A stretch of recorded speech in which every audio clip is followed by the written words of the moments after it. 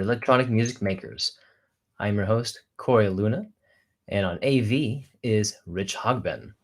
Tonight, we've got a special treat for you tonight. We've got Trovarsi and Sample, excuse me about that.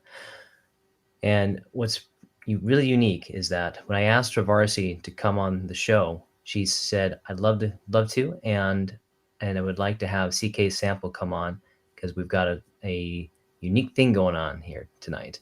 They're they're doing they're each set back to back as per usual, and they've got a collaboration called Transduction Signal Collective, which is a debut thing they're doing on our show tonight, which is very exciting. So first we're going to hear Trovarsi and then cksample, as I said already. Then we'll go into our interview section in the second half of the show. Please let us know if any questions you have. Put them in the chats on YouTube or in Twitch, and I'll be sure to ask those questions. So, Rich, let's go ahead and start with Trovarsi.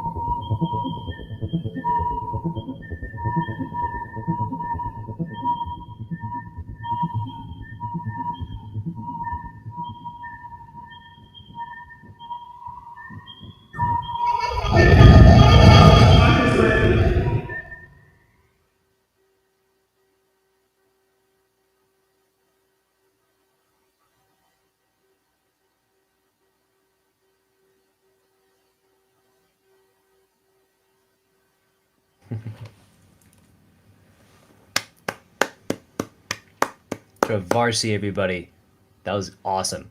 I had to turn my speakers up and down a little bit, but overall, I think we all had a really good time with that. That was a fantastic set. Thank you so much. And I've got some questions already about the gear you got there. There's some great stuff going on. I'm really excited about this. That was fun. And I was definitely doing some light switch rave over here. Needed some glow sticks. Maybe put in my Mountain Dew or something. That was fun. All right.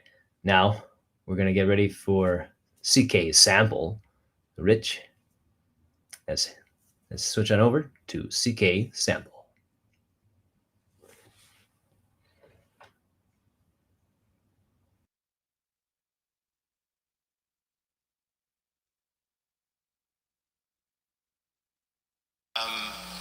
But it's more like choosing. Well, tonight I felt like. Hi, everybody. 3 or 4 minute pieces of interesting music that people would, I mean, we've all been to classical concerts where you can't wait for something to end. And the good thing about what we do is everything is like 3 or 4 minutes long, and then it's on to another, hopefully interesting idea. But it's more like choosing. Well, tonight I felt like choosing a lot of 3 or 4 minute pieces of interesting music that people would, I mean, we've all been to classical concerts where you can't wait for something to end. And the good thing about what we do is everything is like 3 or 4 minutes long, and then it's on to another, hopefully interesting idea. It's more like choosing a lot of 3 or 4 minute pieces of interesting music that people would, I mean, we've all been to classical concerts where you can't wait for something to end.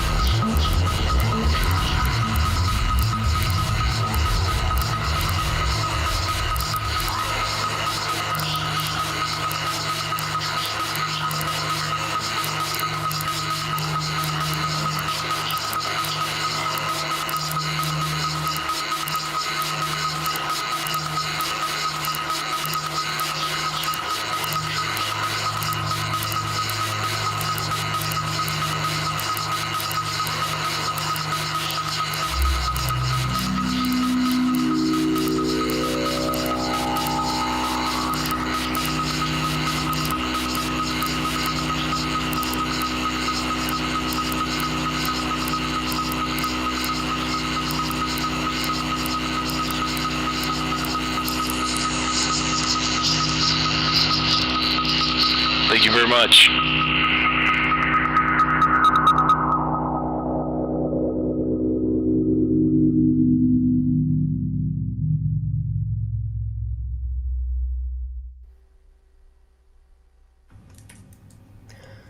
cksample, everyone. That was amazing. Thank you so much. That was really, really brilliant. And I know you couldn't have done it without your right hand baby shark. Very fun. That was so great. And this was already like such a fun show. I don't think we've ever had like two high energy performances like that back to back. So thank you very much, CK and Shonda. Thank you so much for coming on the show. How are you doing tonight? Good, good. This was great. Cool. Thank you for having us. Absolutely. Let me put on my glasses so I can see. Hey, can you guys hear me? Yes, we can. Yes. I totally screwed up my whole set. I'm glad it still sounded good, but that was not what I planned. It was great.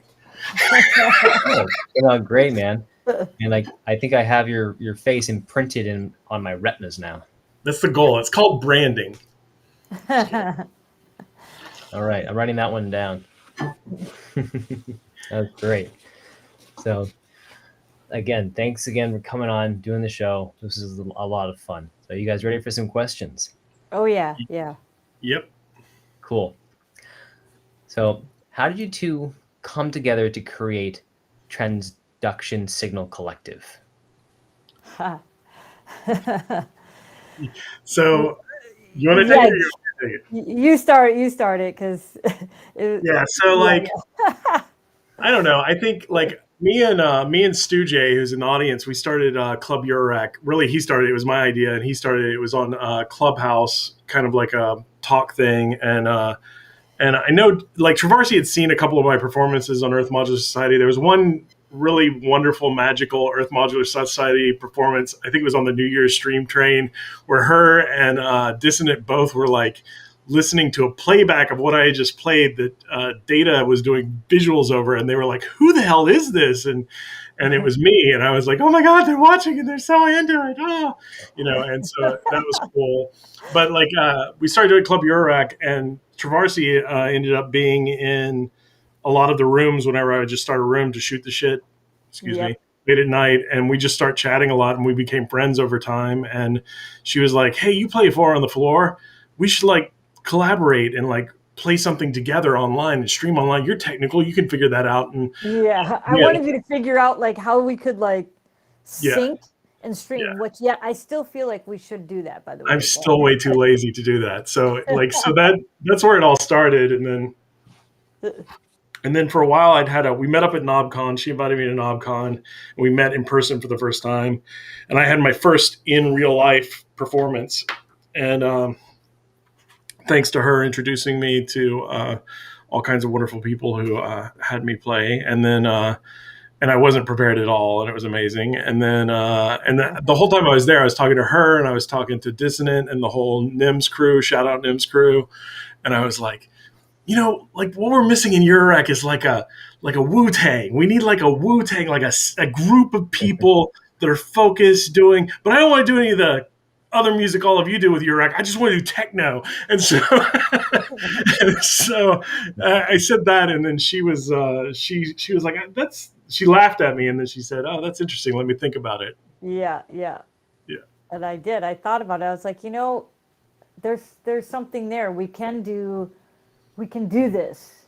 And the idea is, I'm always focused on like education and collaboration. And I was like, I think that there's a way to incorporate that along with performance and playing in the warehouse, club environment, but also playing in some other sorts of environments as well. And we have some things that we've been talking about and things in the works. But yeah, and so I was like, we should do it. And it just kind of took off from there, right? It happened pretty organically, but yet fast. Yeah. We were like, I think we're both the type of people that are just like, when we're like, let's do something, we're like, okay, like, and then we just dive in and get to work and get it done. So I think it once we were like, let's do it, we were just both off and running and just we're like, okay, what can we do? How should we do this, that? And now here we are.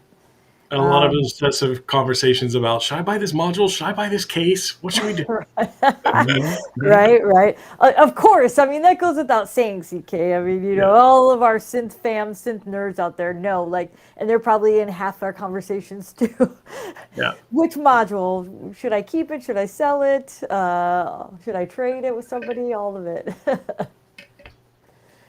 But yeah, we had a really good write-up from 6 a.m. group. It's a local, they're probably the largest underground promotion company in Los Angeles. And they were so stoked to be able to support us and just kind of get it out there and help us spread the word about our new collective. So, yeah.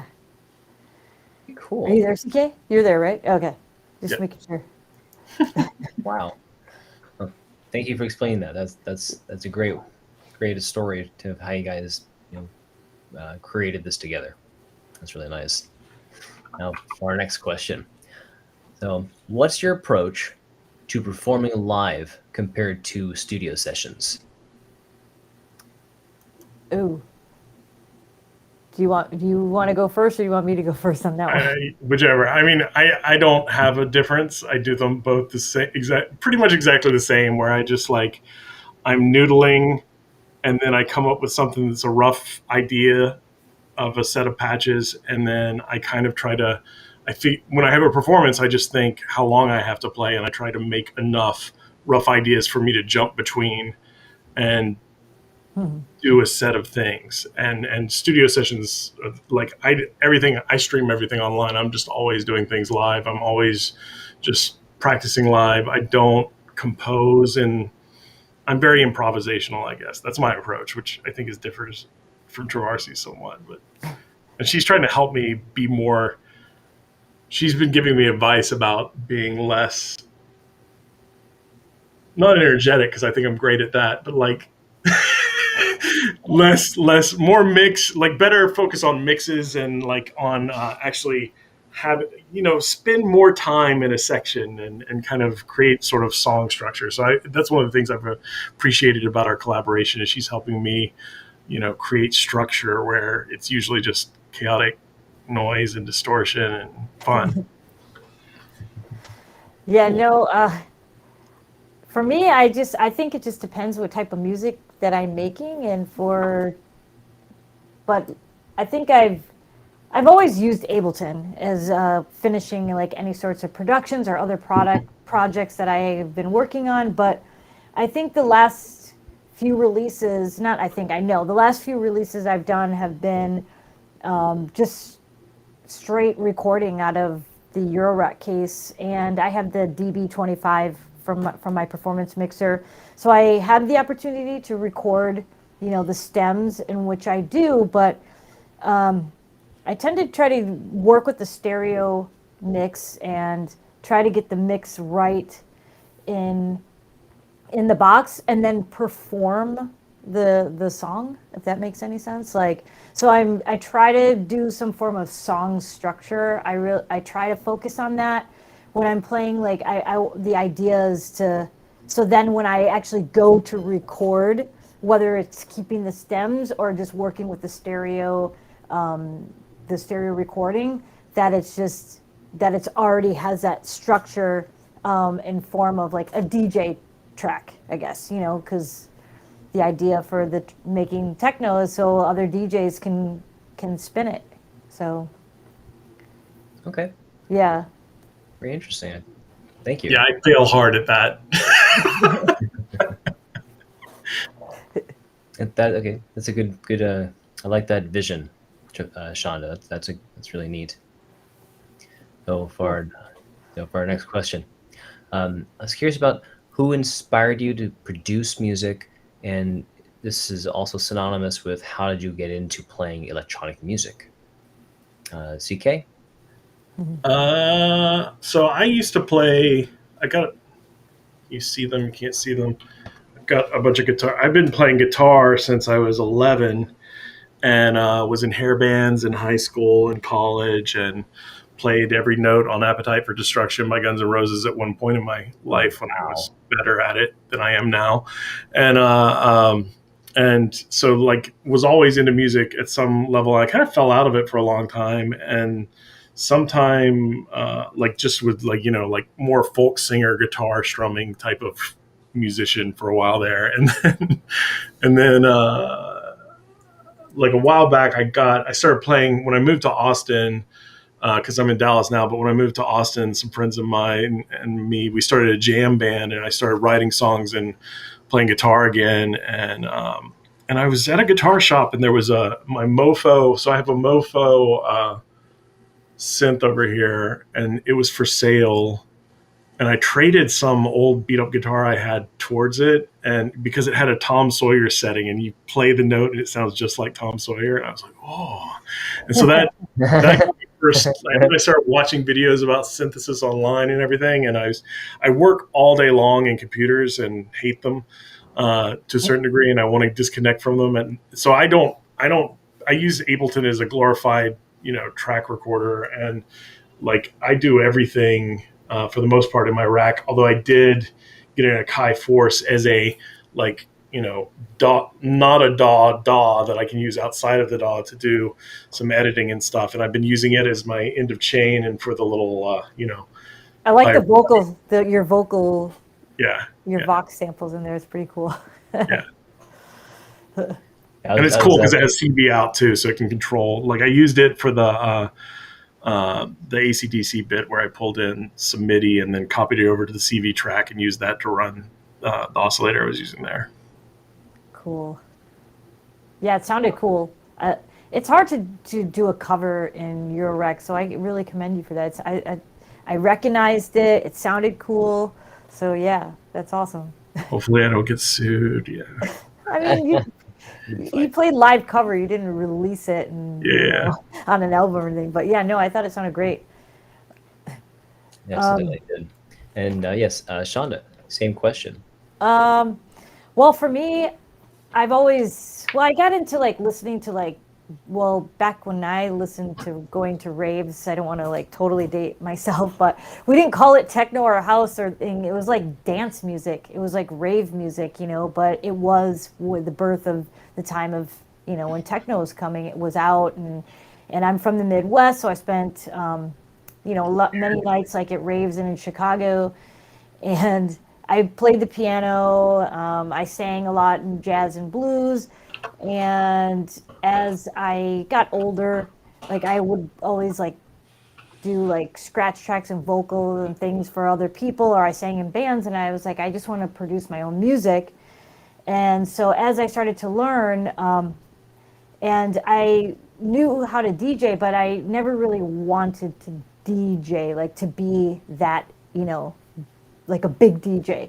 I always envisioned myself playing live and with electronic instruments. I just, when I came to that conclusion at that time, I wasn't really sure exactly how, you know what I mean? It was through the process of learning, getting, stronger in production, learning Ableton, bringing in synths, and it sort of evolved into synthesizers, drum machines, and then soon, a few years after that, or years after that, it started to bring in Eurorack and stuff. But yeah, so I guess it's always sort of been a thing in the back of my mind. It was just a matter of the journey, I guess, how it was going to unfold and how I was going to approach it.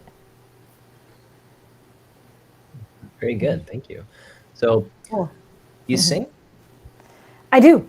Mm-hmm. Oh, okay. I haven't sang really in my techno tracks, but yeah, I do. I do sing. I've sang in bands. I actually was a lead singer in a Hendrix band for a while. Wow. Yeah, and that was a lot of fun.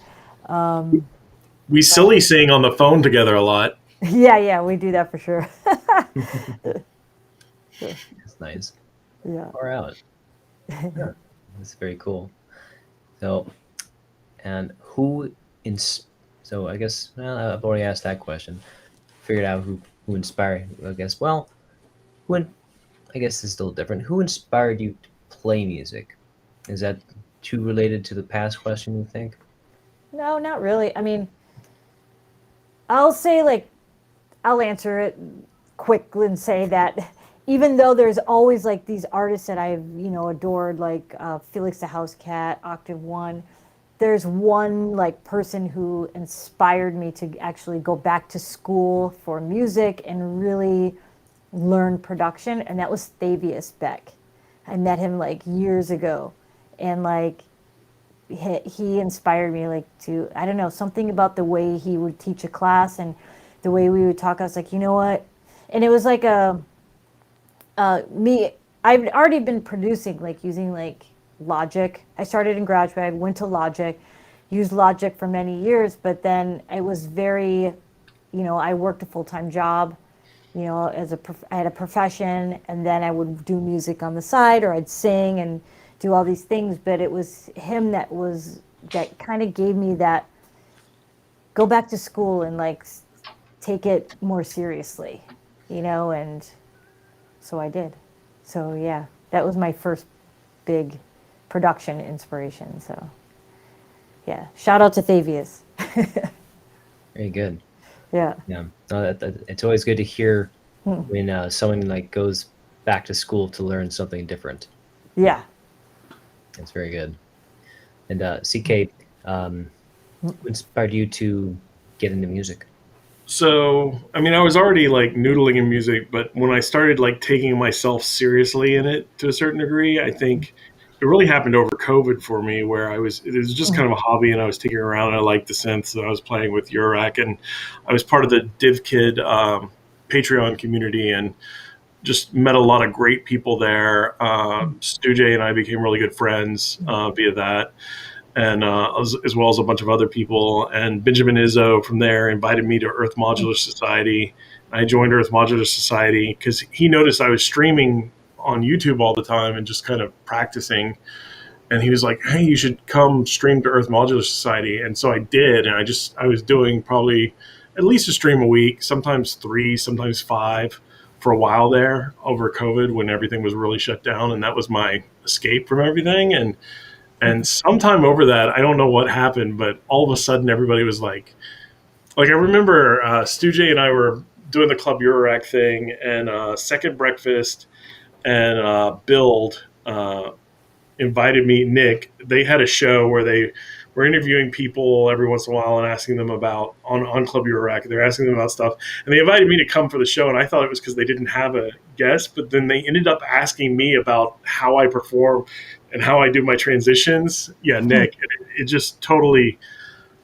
I was like, wait, I'm the guest here? Like, I thought they were punking me, honestly. I was like, really? I'm the guest? And then there are a couple of other things like that. Like, I remember when I first got a gig with NIMS, they just posted something in their chat about, hey, we're looking for performers if anyone wants to try out. And this was so I submitted the form and linked to some of my stuff. And very shortly after that, Dissonant pinged me, and he was like, "Hey, do you want to play?" And I was like, "Yeah, sure." And I was like, "Am I good enough?" And he goes, "Oh, you're good." And like just that validation just made me like go like, "Oh, I can do this."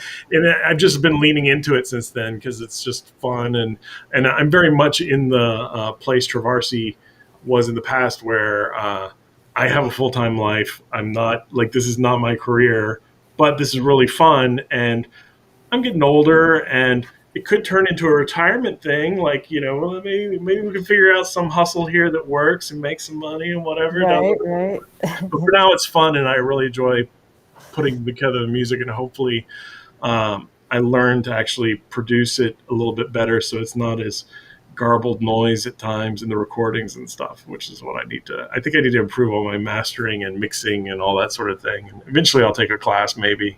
We'll see.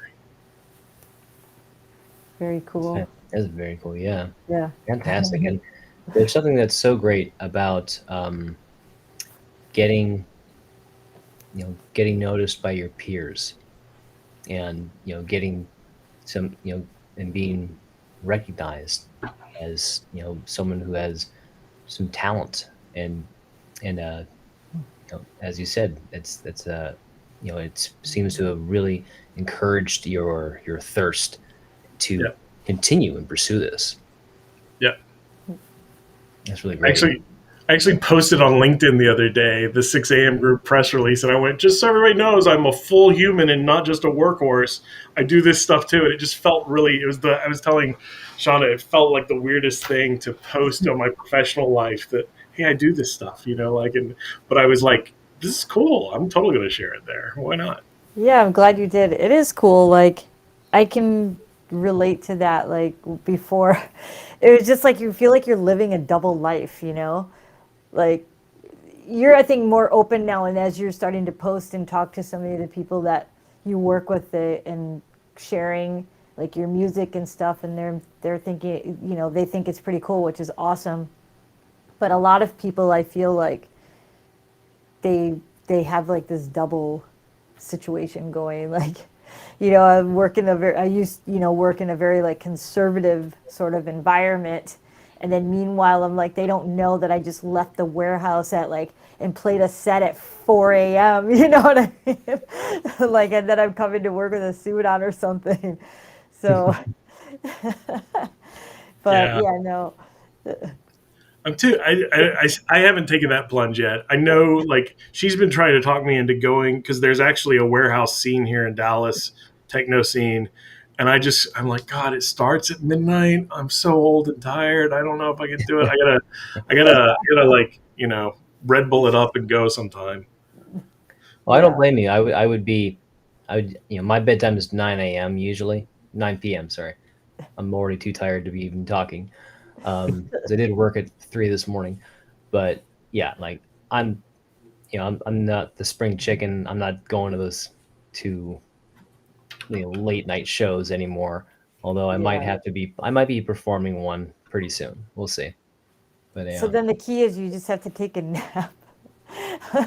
Oh I my did God, are we figure out all that. sounding super old right now? No, but like, I mean, that's the thing. Like, I guess if you want to play this type of music, which is something that we talk about with transduction signal, is that as the electronic music becomes more, I don't want to say fully mainstream, but it is becoming mainstream, and that's not necessarily a bad thing, because then it's opening more doors for artists like us, like modular artists, people in the chat I know that have been playing, and hey everyone. And I also didn't say thank you, so thank you so much for the kind words in the chat. I went back after my set, it was awesome. But like giving us other opportunities to play outside of playing just in a club environment. There's so many more things, like where museums and other types of activities that are opening themselves up to having electronic music artists. So I think that's really cool.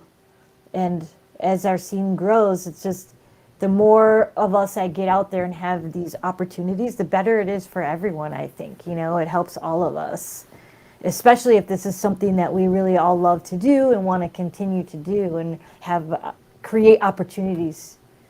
So yeah. And Chanda, that was a great point about where other venues or other events are opening up to having electronic musicians perform there instead of just nightclubs. Now it can be during a day sort of thing. Like for instance, you recently played a set at I think the Yerba Buena Gardens. Is that right? Yes. And Yeah. that was so much fun. Yeah. It was And outdoors, right? And it was awesome. There was all types of people, all ages, and I did this sort of melodic techno set. I think I might have started it with like a little electro vibe, but it was very much four to the floor, and people they were into it. They were dancing, but it was awesome. Yeah. But it was like during the early evening outdoors, and thanks Frank. He was there. yeah, So unfortunately, in the chat. I couldn't make the show, but I'm glad to hear that you got to perform there, and that's becoming uh, more common. Yes. I think so. I think so too. Like I think it'd be really fun to play a gallery show sometime. Oh yeah, yeah. Oh yeah, I think that'd be fun. we were just discussing. I was watching I forget the name of the series, but there was like Colin Benders, a bunch of other like that level artists doing techno in this huge museum in Europe, and it's all on YouTube right now. I was talking about that with Shauna the other day. It's just like we need to do something like that. Yeah. So cool. That is cool. Yeah. Oh, and speaking of venues, all right, I was curious about what does your music represent to you, and how does your music relate to the audience? Shonda. Oh. Uh, well, I mean, I guess if I'm, what does it mean to me? Is that what you said? Sorry. Sure. Is that, It is. oh, It okay. is what I said. Yes. I mean, I definitely am a product of, growing up and raving in the early 90s, and that was that music had a very significant impression on me, and I really enjoyed it, and I enjoyed that time, and I feel like my music has some reflection of that, like in my techno, like how it has a little bit of that jack-in, sort of like that Chicago, Detroit sort of style. And it means I mean, for me, like music is a great way to express myself and have a form of freedom.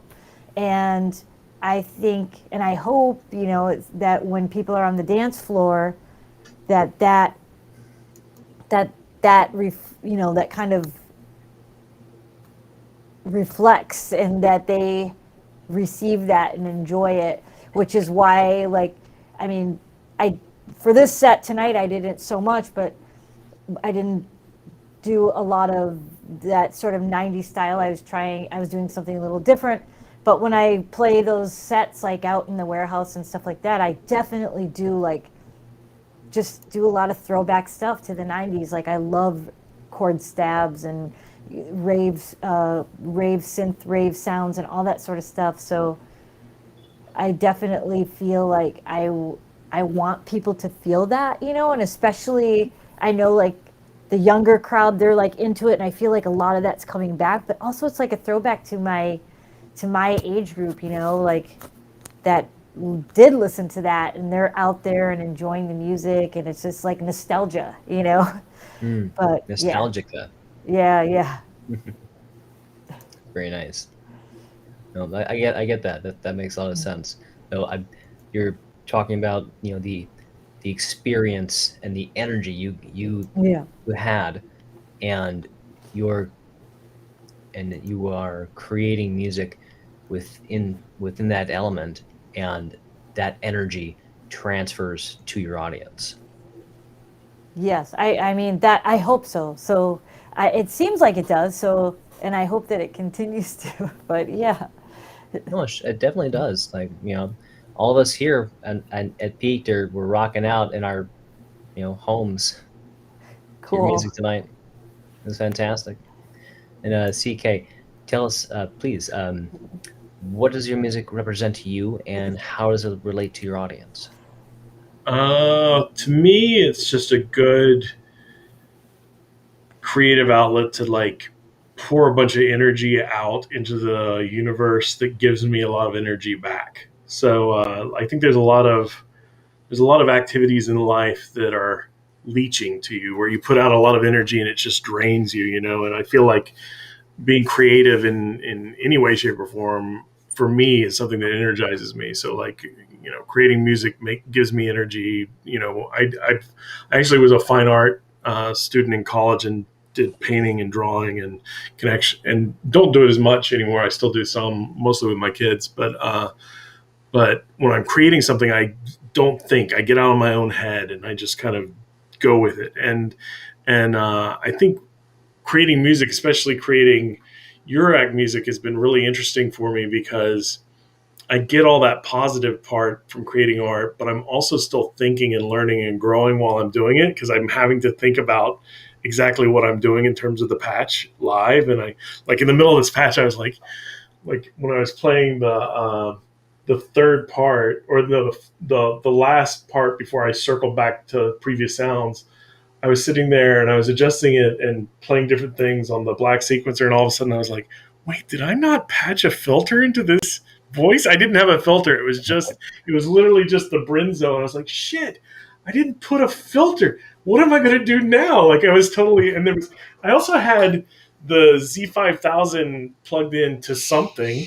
I have no idea what it was plugged into or what it was supposed to do in the set. And I've totally lost track of it. So that's kind of like frightening and cool and energetic at the same time, but not in a bad way. It's that I kind of enjoyed. And then I don't know if you can hear that. That's my pet parrot going nuts because I'm being loud, and he's like, I'm asleep, shut up.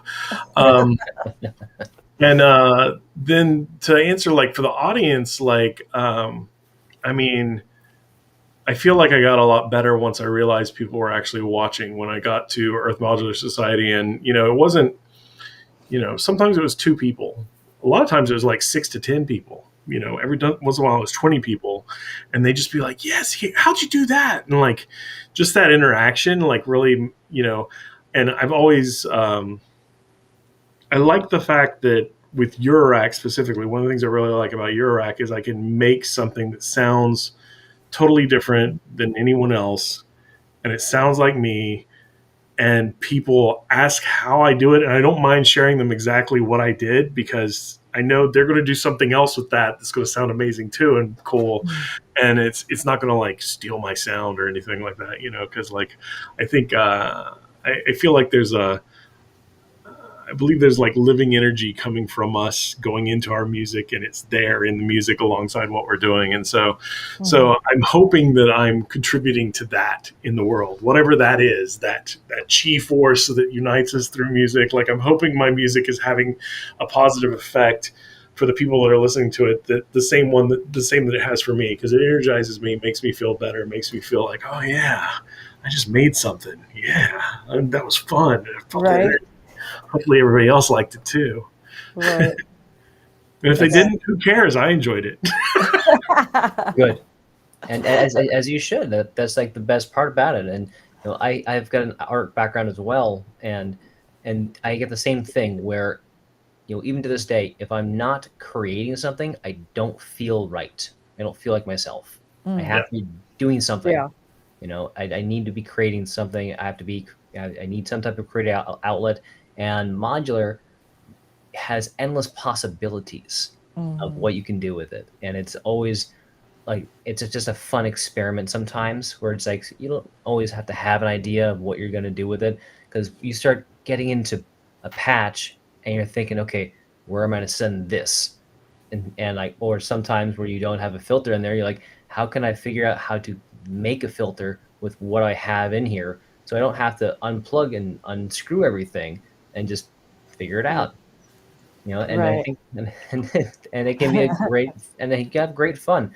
I lose hours doing those things, Yeah. and Yeah. it's such a, and again, like, you get so much pleasure out of it just for yourself, but then to also show it off to the world and for people to enjoy what you're doing.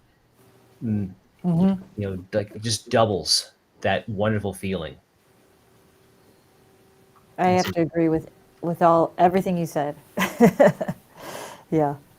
Yeah, I think we're all on the same level today, which is Yeah. fantastic. And so, CK, have you sampled your bird yet? Stu is sampled. Stu also is a parrot owner, and he sampled his bird. I don't think I've sampled my kids. I don't know if I've actually sampled Misha. His noises are usually annoying. So, What kind of is it a parrot? yeah, he's an eclectus parrot. So he's a bright green with a candy corn looking beak, and he's a really sweet bird. Like, he doesn't, he has never bitten or anything like that. But he's, he does that squawking, which drives my wife nuts. But she's the one that told me to buy him 20 years ago, so he's part of the family now. And birds can live a long time. Like, my mother had I think it was like either a red lord or an orange cheek Amazon. We still weren't sure. The parrot's name was Napoleon, and by the time he passed away, the vet said, "Oh yeah, he was like 40 years old." Yeah. Wow. Yeah. Nuts. But anyway, let's digress from the parrots. So, and get back into some gear. Now, tell me about what gear has inspired your music, and what has continued as a staple that stays within your compositions. Shonda. Oh. Well, I switch around my stuff a lot, which I'm trying to dial back from doing that. But I have to say, I always have the Vector and the Performance Mixer. And this IO Instruments filter with the BIA, they seem to always stay. But yeah, definitely the Vector sequencer and my Performance Mixer are like must haves in my case. And tonight I was playing with the Lupa, which is like my newest module, and the Akbar, which I've had that module, but I used it, the last time I used it was from the Modular World performance, the one where I did the vocals, and yeah, I don't know, like I feel like these are gonna stay in my performance case for a while because they're fun. I just need to learn how to wrangle it more, but they're a lot of fun. Like I dumped in like the samples from Space Racer, which she's my wife, and she does those analog space missions, and she sampled her mission. And so a lot of those samples, and then courtesy of like a whistle from Antone, I sampled that in there tonight. but but but yeah, as far as staple pieces, those two modules definitely are always in my case. Cool. Yeah. Very cool. Thank you. And CK, same question. What gear has inspired your music, and what has continued as a staple to your compositions? It's hard to say. I'm such a like module whore. So the modules that I probably will never move away from was are things like the Piston Honda MK3, which is what I used for the ACDC in this. That was making, and I had the even though it's a ridiculous module, the 3D joystick from Doepfer, which is just so fun performatively. Um, and then Magneto, I'll never get rid of my Magneto. I love it so much. I just got Starlab. I use Starlab a lot in this set. And so that's been inspiring and fun to use. And I got it to work like it was doing, like I switched it over to Carpless strong mode. And it was doing string sound in the middle of the set, sort of. And then I tried to turn that back on later on, and I didn't hear it. And I was like, what happened to it? Did I not do it right? Did I not have it modular? I don't know what went wrong there. So I haven't learned that yet. And then also the whole the sample at the beginning was audio of Johnny Greenwood from Radiohead talking at one of his symphonic performances about them doing a show, and I like had sampled that into the ADAC 112 VC looper and was doing all of the granular of it in that. And I just got that recently as well, that in Starlab, and it's really fun and immediate and cool, and I barely know what I'm doing with it because I didn't use any modulation on it. It was all just me playing with the knobs live because it's very hands-on, which is cool. So that's been fun to play with, and I'm trying not to overdo it, but it's fun. And anything that's does cool distortion and cool sounds. So I love the Performer as a from ModBap I used it a couple of times in this just to add some accents, and the 100 grit. I adore the 100 grit. I adore the Crow from Pittsburgh Modular, which is hard to get. It's a very I used it as well. It's a very distorted. And I just got the 860, not just got, I've had it for a bit, but the 860 filter that I doubled up with the Crow on the Piston Honda voice, which was really good. So my mainstay for drums is all Queen of Pinnacles. Like I love Queen of Pinnacles. That's just, I just dial in with that and play it. And then all of my sequencing, well, not all of it, but I use the Black sequencer and Ericsson's drum sequencer and Maestro. And then another module I'll never get rid of because I got rid of it once and then I missed it and brought it back is the Pittsburgh Modular micro sequence, which is just an 8-step sequencer. But it's very fun and immediate sliders to quickly change things, and it has a quantizer and a clock built in, and it just makes it, like, for part of the thing when I was playing with Deckard's voice, I was modulating like all the melody there that I was tripping around in was all that module, which is just fun and performative. Just anything that's fun and performative, I like a lot. I love turning the knobs and doing things live and yanking cables and plugging cables in and playing with joysticks. Anything like that, I like. I don't like to sit there and program everything to death and hope that it all automates on time. It just feels too much like a computer if I do that too much. So Right. So that was the rundown of your mothership today. Yeah, that's part of it, but yeah. That's cool, man. That's wow. There's a lot of stuff going on in there. Now I'm really there's some of those modules I'm not that familiar with. Um, the piston Honda, that's I've never used it. It's been on my radar for some years now, and I've always wanted to try it out. So that encourages me to try to seek it out now. Thank you. Yeah, Shonda just got one. What do you think of it so far, Trovarsi? I don't know. I mean, I like it, but I haven't really had that much time with it. Like, and so I wanted to use the Instruo, so I took it out and put that one in. Yeah, I like it so much. I have two of them actually, but Yeah. I don't have both of them mounted in my case right now. Yeah, I need to play with it more. I think it's really aggressive, which I like that about it. Yeah, But I was like, I need to patch it a little bit more to see if I can get some variations of sounds. And I have the Osiris in my case tonight, so I was like that was doing a lot of like the high like melodic stuff. Nice. So yeah, but I do need to dive into the Piston Honda a little bit more. I'm not sure about it yet right now. Shonda, what do you think of the Osiris so far? I really like it. I like that you can turn it and just get some different sounds right away from it, and the sub out of it, and yeah, I'm really digging it. Cool. I like it. Yeah, I've been I'm like looking at it right now. Sorry, but yeah, no, I really like that the banks. I think that I need to explore adding my own wavetables to it. See if that's CK. We can do that now, right? With the yeah, with the SD card. software. Yeah, Yeah. So I'll probably explore that down the road a little bit more. But right now, I'm just trying to play around with the ones that are in there, and I really like how.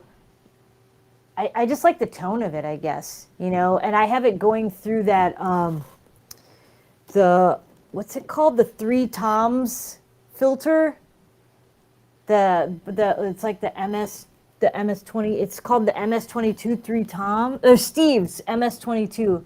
I know you, yeah, but I feel like that is like a really good combination right now, and yeah, I think I was getting some good tones out of it. And I was curious about you've gone quiet, Corey. Yeah, you dipped for a second there. okay. How about now? Now you're good. Yeah. All right, sorry about that. Thank you.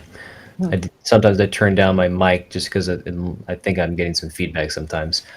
But CK, I was curious about the performer that you got in there from ModBap.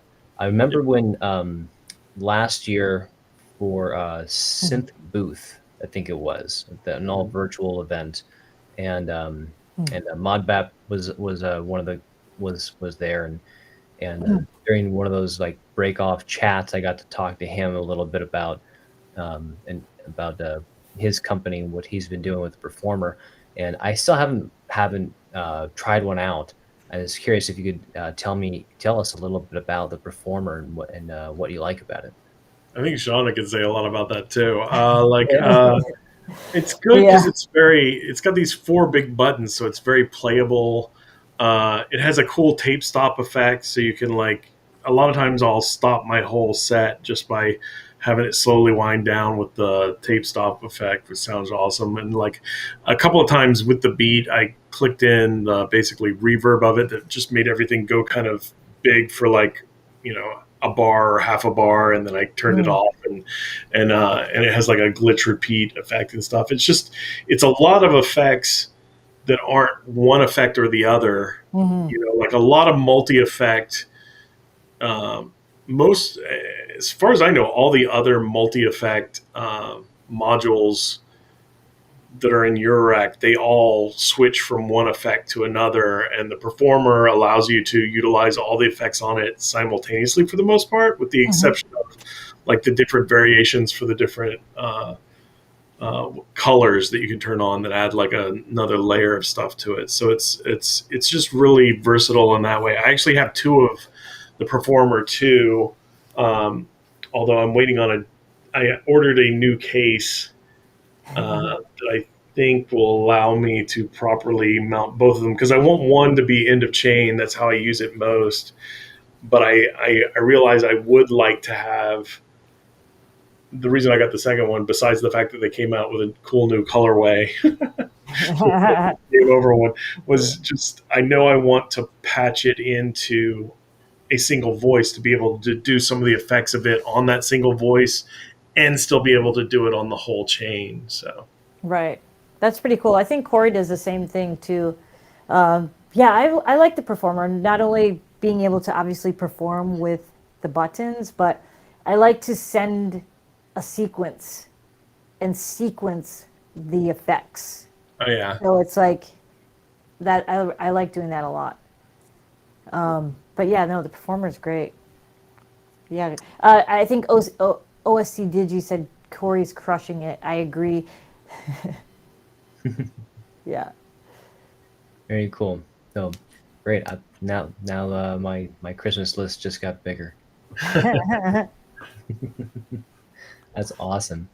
So what is next for Transduction Signal Collective? Ah, so we let's see. we have a third member that can I give up? Can I say the name? Go for it. All right. So this member, she's amazing, producer, performer. She's a professional sound designer, and we're super honored to have her as part of the Transduction Signal Collective, and it's Maud Voss. And Mod Boss. if you haven't heard of her, definitely check her out. She's doing a lot of amazing things. She just actually even has her own label called Delusional Records. Sorry, I was zoned for a moment. I even released an EP on the label, but she's doing some really, really interesting things with that label. And a lot of the artists on there that are releasing on there are live techno and house artists too. But no, we talked about, what we want to do with the collective, CK and we talked about her, and we just thought she would be a great addition and a great fit with us. So yeah, I'm super proud and honored to have her as part of the collective. Yeah, we've got we just updated the site. I just did it while you were talking. Oh, So awesome. she's now on the site at the link that you said, and then there's going to be a post about her tomorrow on the site as well. And our plan is to keep dropping stuff. Like, so one of the things we want to do is, one of the reasons we started this was to kind of push each other to be more creative and do more things. So we're hoping to release stuff. So we're aiming at an EP that we want to launch, that we want to release in early in the next year, like basically is our goal. And that'll be coming out hopefully in January. We haven't done it all yet. We're going to, hopefully keep streaming on events like this. I'm going to be on Data Cult Audio on Sunday on the release of that. So that'll be cool. And I'm also going to be a featured artist on Blast Radio Tuesday. Oh, wow, Tuesday. So, like, this week's really busy for me in terms of that stuff. And Shonda's got a bunch of stuff going on, too. I don't know how much of your stuff you want to talk about. Yeah. Well, I'm scoring a film right now, and that's going pretty amazing. And CK and I were playing an event together actually in Phoenix. Yeah. I'm not sure how much I can say about it, but it's going to be awesome. And it's part of the reason, it's one of the things that we wanted to do as a collective, which is play outside of, which we were talking about earlier, playing outside of the typical warehouse sort of environment, but being able to play the style of music that we want to play. And so I'm pretty excited because it's going to be in that sort of environment. So be on the lookout for that. But we're going to be flying to Phoenix to play that. Yeah, and I just ordered a portable case instead of my huge Pittsburgh Modular EP 3060 and 208. So that should be here before. That's my Christmas present to myself. And like I think next year we're going to do a lot more things like the Phoenix thing that's coming up, where we're going to try to get together as a group, as a collective, and play a show like this, but where we're all in person and we kind of, pass the baton live to the next performer, and and get a groove, and maybe even do some like actual the thing we've never been able to do online, Trovarsi, play at the same time. Right. That's fantastic, and I can see that Inner Freak is already really excited because they're in Phoenix. You probably know them. I didn't know they were in Phoenix. I'm not sure if it's probably not specific. I don't remember if that's exactly the town they're in, the city. But in that vicinity. Very cool. Close enough. Yeah. Yeah, pretty yeah. sure they're around there. Yeah, which is Yeah, great. we'll definitely be announcing that once we're confirmed for the event, but I know that there's going to be a bunch of other things happening for this event. So yeah, it's all I know is it's going to be awesome, and there'll be like a big announcement for that, and I'm excited that we get to be able to be a part of it. So yeah. And that's like, when is that, CK? April? No.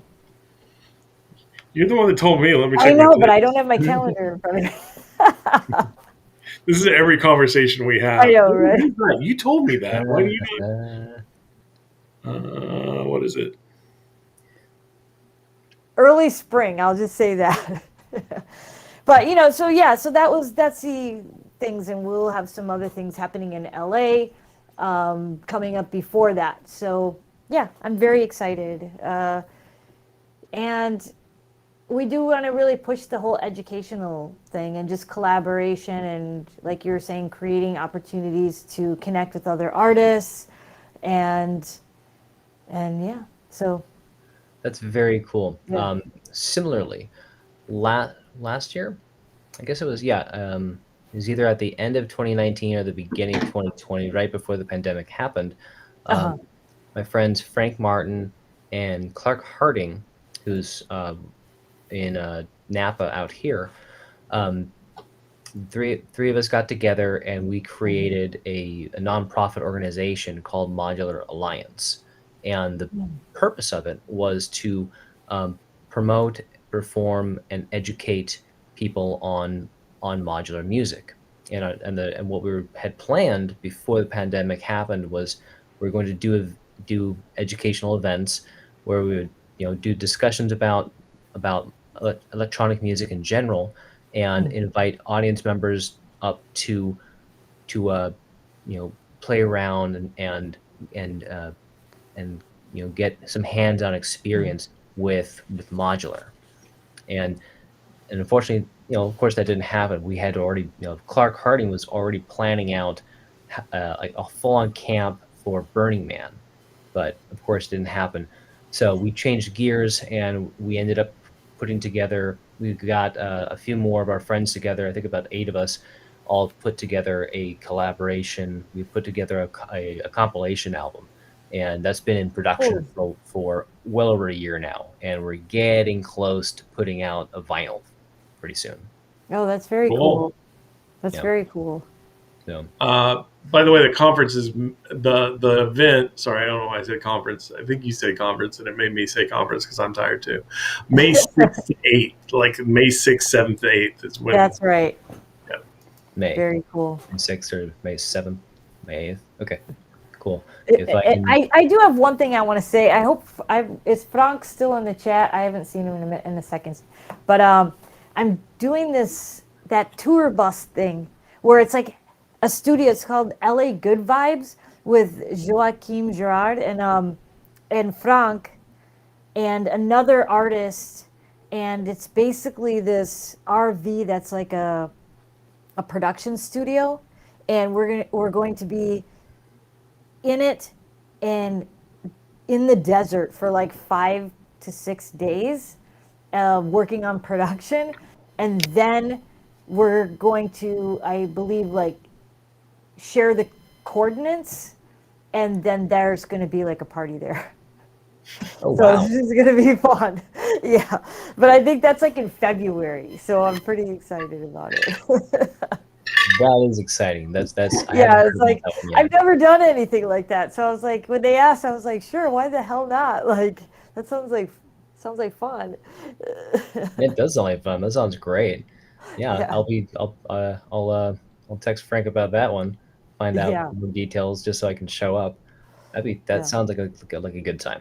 I like the sound of that very much. Yeah, if people want to check out what I'm talking about, it's called lagoodvibes.com and you can see I I encourage you go and look at this thing because it's I would like to own this thing personally. Like it's definitely check it out. Like I would love to have an RV this built out like this. It's like yeah, just it has like solar panels on the top of it. It's Oh wow. crazy. It's awesome. Yeah. But yeah. I think it'd be fun to have like a Winnebago with wings. That'd be awesome. That'd Yeah. be fun. That sounds like a great time. Yeah. I'm excited about that. Um, speaking of live events, Mm. there's a great new synth shop. There's two here in San Francisco. We've got Robot Speak, which has been Mhm. around for maybe 18 years now. They're going strong. Steve is the proprietor of that. I just actually had a drink with him a couple weeks ago. Um, Mm. so hopefully I might get him on the show eventually. So hopefully Cool. we'll see a bit more of him. And also earlier this year, there's another synthesizer shop that opened up in the Mission District called Mission Synths, and Mm. uh, they're they're talking about me and my friends. We've all been talking about like can we do live events, and we've been talking to Brian and his partner over there, and maybe something will happen soon.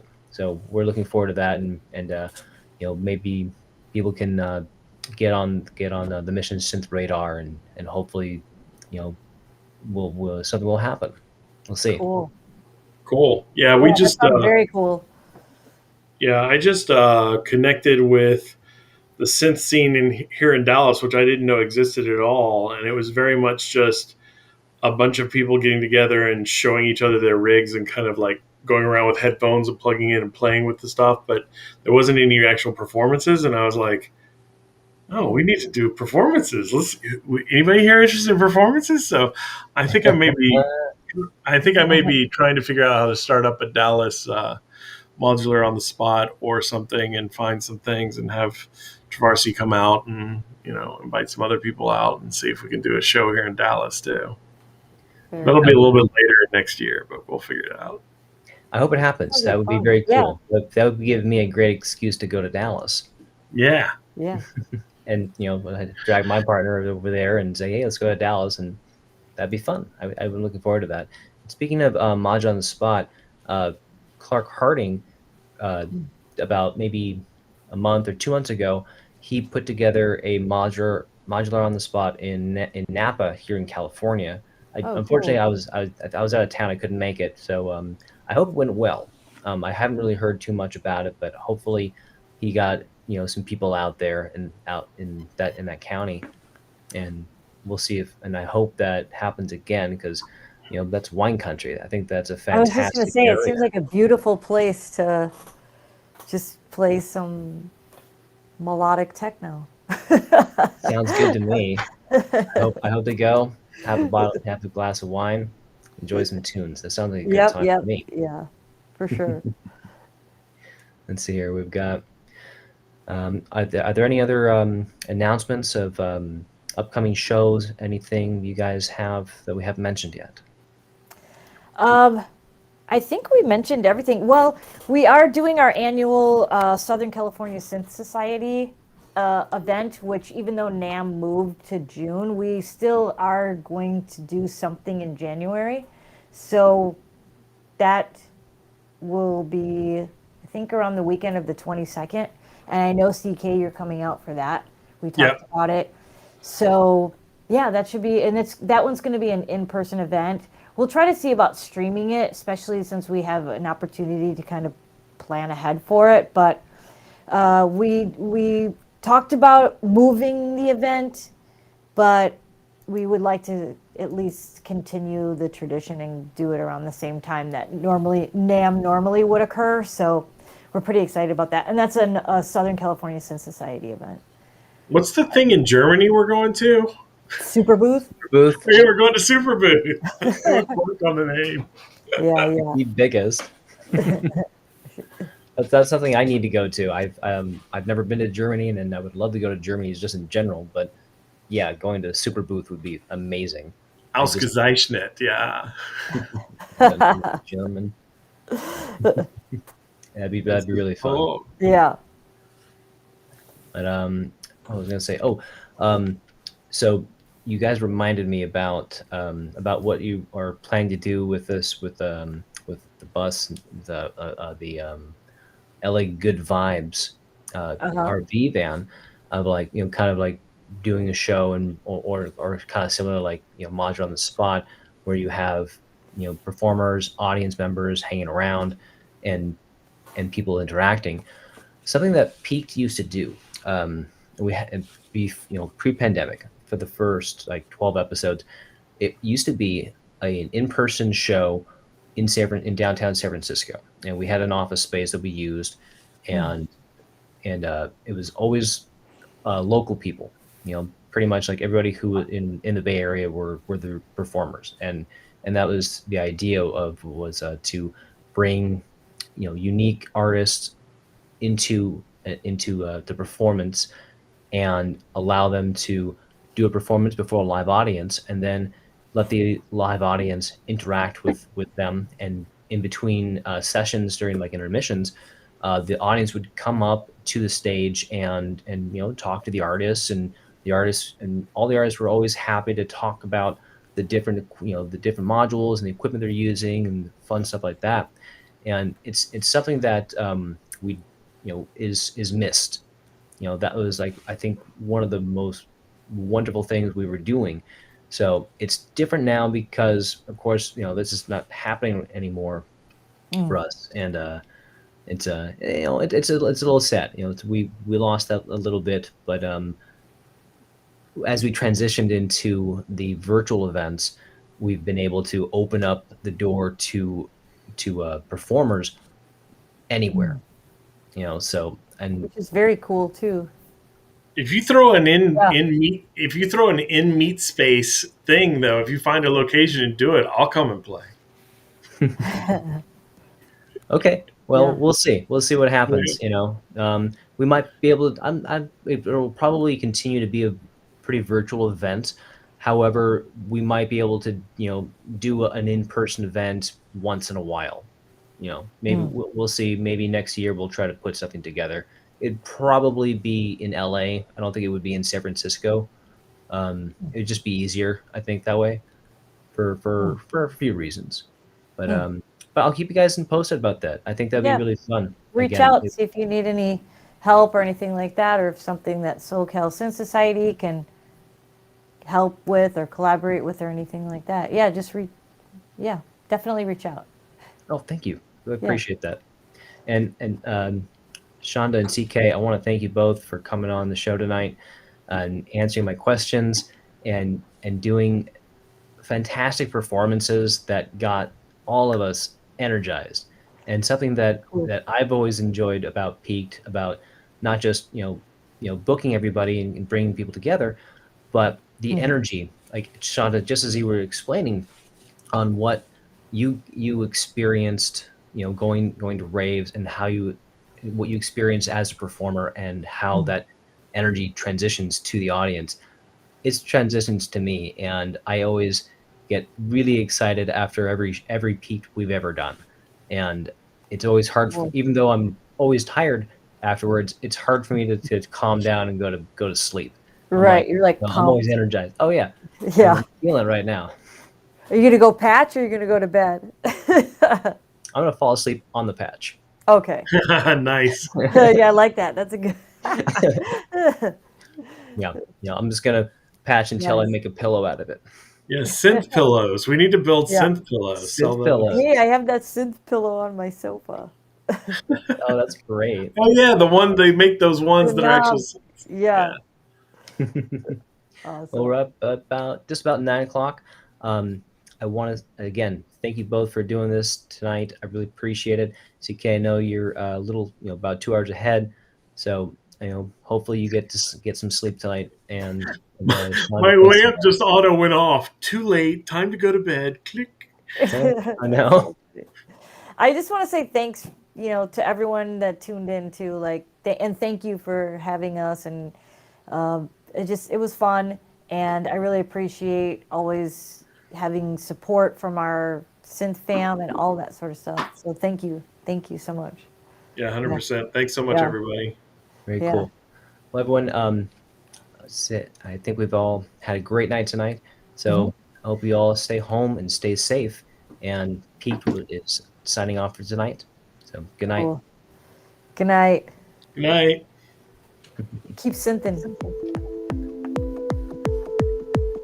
Oh,